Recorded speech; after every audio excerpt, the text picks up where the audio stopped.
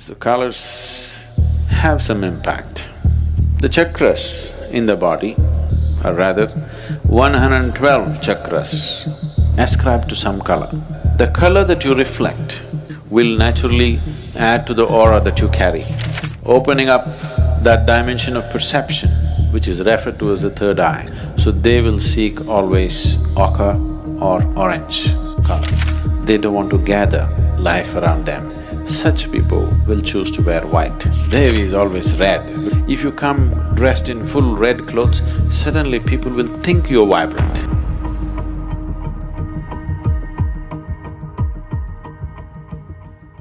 The color of the clothes or the colors of anything around you, does it have some impact?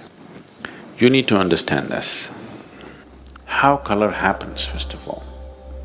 Why seems to be white right now is because when the light falls on it, it reflects all of it, so it looks white. Why this seems to be red right now is not because it's red, it is just that it holds back all the colors and only reflects red. That's why you're seeing red. And what is red for you may not be red for some other creature.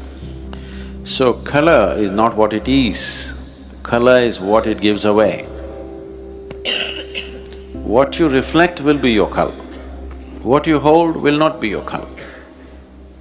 This is the nature of life, not just of color. That is the nature of the existence itself. What is thrown away is the quality of that substance. Now this reflects everything, so this is white. That reflects only red, so it is red. That reflects only blue, so it is blue. Everything else is held back. What it holds back, you don't see. What it gives away is what you see. So, how is color significant for human consciousness as such, or for any kind of spiritual process? The color that you reflect will naturally add to the aura that you carry.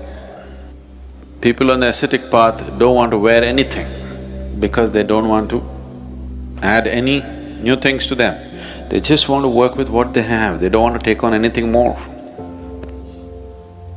What you are right now, to work that out is quite substantial. Adding one more thing and one more thing, it complicates. So they don't want anything, they walk naked. If socially walking naked is difficult, they will put on one little loincloth so that socially there is no issue.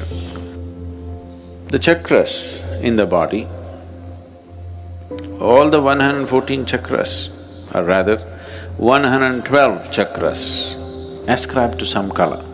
The two do not ascribe to any color because they are not physical in nature. Anything that's physical in the existence naturally reflects light. Once it reflects light, it will have color in your perception. It may not have any particular color, or it may not have the color that you're seeing. You are only seeing what's being reflected. What you're seeing is the reflected light. You are not seeing the color of the substance that you're seeing. You're not seeing color of the thing that you're seeing. You're only seeing the color of the reflected light. Black reflects nothing, it holds back everything, so it becomes black. So why is it that spiritual processes, for different types of processes, we use different kind of colors is, those who are on a path where they don't want to gather anything, they will wear white. Those who are into a different kind of sadhana, if their sadhana is mild, but they're on the spiritual path, but they're involved with various aspects of life, they don't want to gather life around them. They want to be participating in life, but they don't want to gather anything. Such people will choose to wear white. People who are on a more intense sadhana, which is oriented towards a particular chakra in the body, which is known as Agna, between the eyebrows, they will wear orange because the color of the chakra is orange. They want to radiate that color because the whole process is about enlightenment and reaching to that state of knowing, opening up that dimension of perception which is referred to as the third eye. So they will seek always ochre or orange color, because that is the color of the Agni.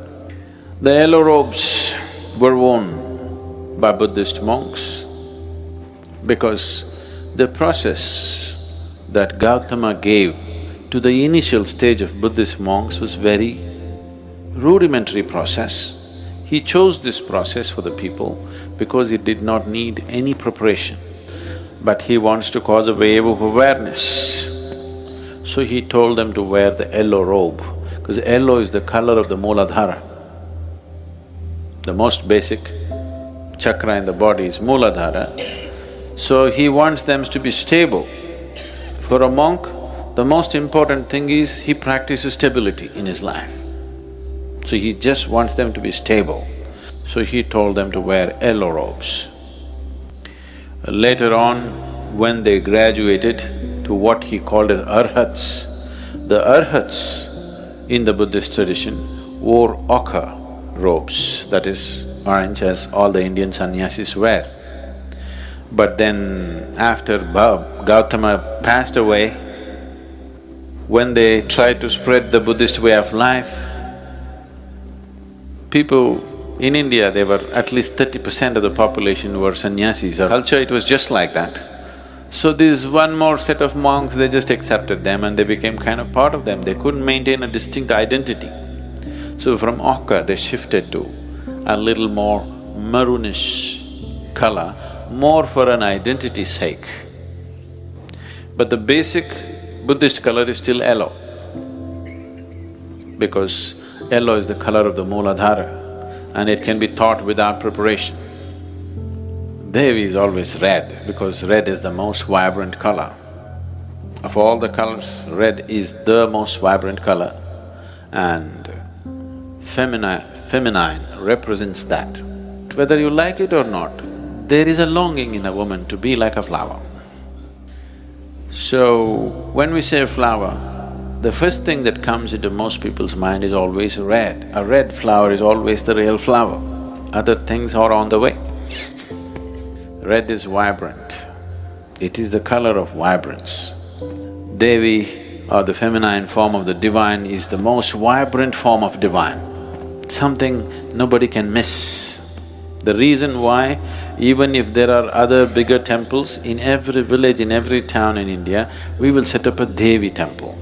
You walk into the Devi temple, she hits you in the face, you can't miss it, because it's vibrant.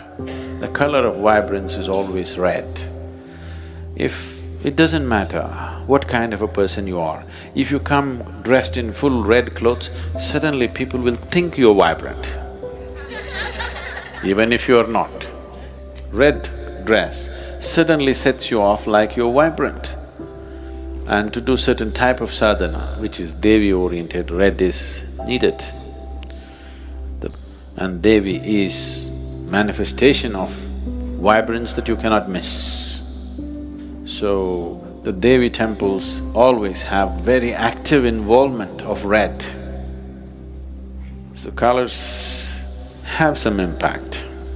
It definitely influences a few things, but it's not everything.